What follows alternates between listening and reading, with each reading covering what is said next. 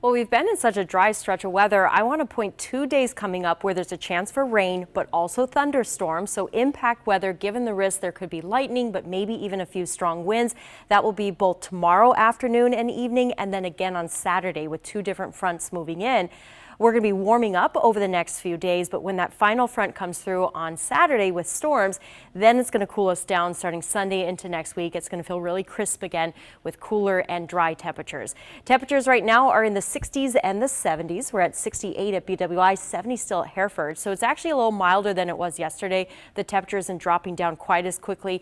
All as a more southerly wind starts to push in, it's bringing in the milder, more humid air. Still going to be comfortable tonight with a low of 63 and clear skies, and then it starts to turn more humid during the day tomorrow. Will warm up into the mid-80s, which is actually near normal for this time of year. But scattered thunderstorms will develop later in the day. The winds will turn breezy, but even within a storm, there may be a few stronger winds. So you really want to watch out for the later hours of the day. The chance for storms is pretty spotty at around noon and 3 o'clock, only at around 20%, but the odds go up even higher by 6 o'clock in the evening and 9 o'clock in the evening. That's when you want to be looking out for those storms and having a safety plan to get indoors before they arrive.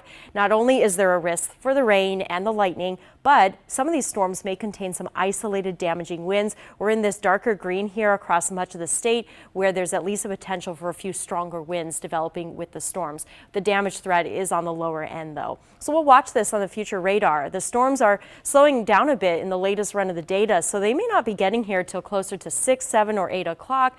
So we'll have to watch those maybe towards the dinner hour. It could affect some after school practices or even some sports games. And then the storms slowly make their way to the eastern shore, and isolated activity could happen even through about midnight, but it's that first round that has most of the energy to work with, and that is the potential that they bring a few strong winds. Now, so the downside is you may have to go indoors when the storms pass through, but the good news is we need rain, and so we could get at least a ½ inch to an inch in some areas when these downpours come through.